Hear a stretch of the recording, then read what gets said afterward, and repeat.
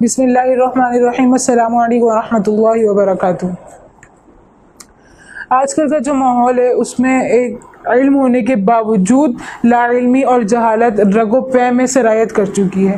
کس طور پہ جہالت؟ دینی اعتبار سے جہالت۔ یہ جہالت ایسی جہالت ہے جو انسان کو نہ دنیا کا چھوڑتی ہے اور نہ آخرت کا چھوڑتی ہے۔ آج کل لوگوں میں رواج کیا بن چکا ہے کہ چاہے وہ شہر کے ہوں، چاہے وہ پڑھے لکھے ہوں، چاہے وہ ان پڑھے ہوں، جیسے بھی لوگ ہوں، لوگوں میں رواج کیا بن چکا ہے، لوگوں میں یہ خیالات بن چکے ہیں کہ جس لڑکی کی شادی ہوئی ہے پہلی رات اس کو باقاعدہ چیک کیا جاتا ہے، دیکھا جاتا ہے کہ پہلی رات اس کو خون آیا ہے یا نہیں آیا۔ اگر آتا ہے، خون آتا ہے تو گویا کہ وہ باکردار ہے اور پاک باز ہے، خون نہ آئے تو وہ گویا کہ بد کردار ہے۔ یہ کچھ جگہوں پہ تو ساسیں اور نندیں کرتی ہیں، بوڑھی خواتین کرتی ہیں، اور کہیں پہ شوہر حضرات خود ہی یہ سب چیک کرنے میں لگے رہتے ہیں، پھر اسی پہ وہ فیصلہ کرتے ہیں کہ یہ لڑکی باکردار ہے اور یہ لڑکی بد کردار ہے۔ اپنے گریبان میں نہیں جھانکا ہوتا کہ خود پہلے سے کتنی جگہوں پہ منہ مارا ہوا ہے، یا خود کتنی جگہوں پہ منہ کالا کر کے آئے ہوئے ہیں، یا خود کتنی جگہوں پہ کتنی لڑکیوں کی زندگیاں برباد کی ہوئی ہیں۔ اپنے گریبان میں جھانکنا نہیں ہوتا، لیکن دوسری لڑکی کی، دوسرے کی بیٹی کی زندگی برباد کرنا، یہ مقصد ہوتا ہے کہ کسی نہ کسی طرح ہمارا عیب لوگوں کے سامنے نہ آئے، بس اس کا عیب، دوسرے شخص کا عیب یہ لوگوں کے سامنے آ جائے، لوگ ہمیں قصوروار نہ ٹھہرائیں، لوگ اسی کو قصوروار ٹھہرائیں۔ تو میری یہ بات یاد رکھیں کہ جہاں کہیں بھی ایسا ہوتا ہے وہ صرف اور صرف دین سے دوری کی بنیاد پر ہے، وہ صرف اور صرف دین سے لا تعلقی کی بنیاد پر ہے۔ جب ہمیں دین سے لا تعلق ہوتے ہیں، جب ہم دین سے لا تعلق ہوتے ہیں، دین کا ہمیں الف بے کا نہیں پتا ہوتا، پھر یہ سارے معاملات درپیش ہوتے ہیں۔ کیوں؟ ڈاکٹریت میں یہی چیز ہے، ڈاکٹر جو کہتے ہیں وہ یہی کہتے ہیں کہ اگر پردہ بکارت یعنی وہ جھلی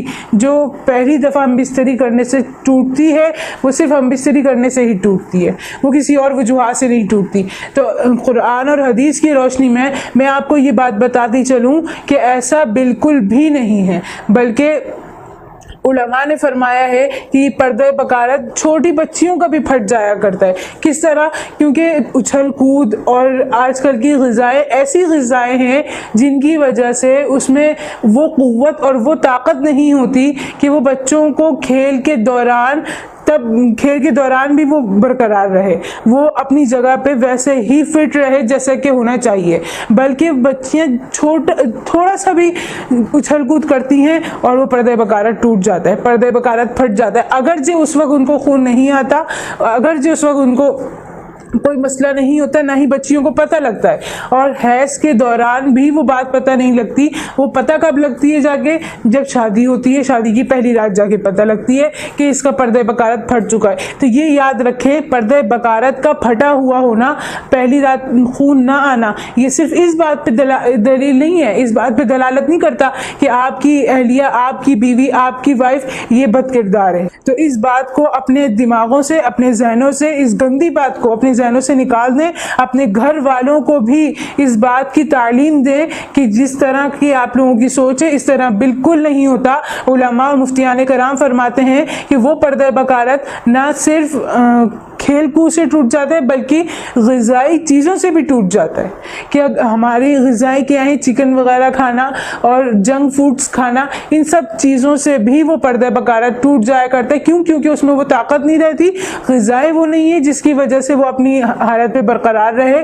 لہذا ایسی بچیوں کا گھر برباد کرنا جن کو پہلی رات خون نہ آئے، پہلی رات یہ بات پتہ نہ چلے کہ پردہ بکارت پھٹا ہے یا نہیں پھٹا، ٹوٹا ہے یا نہیں ٹوٹا، اس پر ان کے مستقبل کا فیصلہ کرنا، یہ بات بالکل بھی درست نہیں ہے۔ جو حضرات، جو اہل خانہ اپنا یہ دماغ رکھتے ہیں، اپنے ذہنوں میں یہ بات رکھتے ہیں، خدارہ وہ اس بات کو اپنے دل و دماغ سے نکال دیں۔ کبھی کبھی ایسا بھی ہوتا ہے کہ پہلی رات تو خون نہیں آتا، لیکن اگلے دن جا کے، اگلی صبح میں جا کے خون آنا شروع ہو جاتا ہے۔ یہ سارا کچھ اللہ رب العزت کا معاملہ ہے۔ اللہ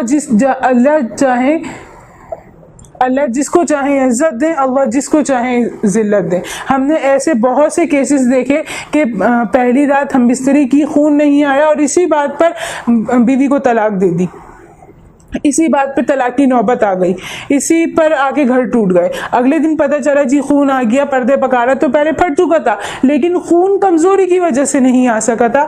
اگلے دن پتہ چلا کہ خون بھی آیا اور اسی مہینے، جس مہینے شادی ہوئی ہے اسی مہینے جا کے حمل بھی ٹھہر گیا اسی ہم بستری سے۔ اور پھر جب سسرال والوں کو پتہ لگا تو جی وہ بہت زیادہ نادم ہوئے کہ ہمیں تو اس بات کا پتہ ہی نہیں تھا، ہمیں تو ان چیزوں کی خبر ہی نہیں تھی۔ تو گزارش ہے ان خاندان والوں سے، ان اہل خانہ والوں سے کہ جب ایک لڑکی کی شادی کرتے ہیں، جب یا ایک بیٹے کی شادی کرتے ہیں تو اپنا ظرف بھی بڑا رکھیں، اپنے آپ کو ان معاملات سے دور رکھیں۔ یہ یاد رکھیں آپ علیہ الصلوۃ والسلام نے میاں بیوی کے تعلقات میں ٹو لگانے والوں پر لعنت فرمائی، میاں بیوی کے تعلقات میں دراڑیں ڈالنے والوں پر لعنت فرمائی، لہذا ان چیزوں سے بچیں اور اللہ کے رسول کی لعنت سے بھی بچیں۔ اللہ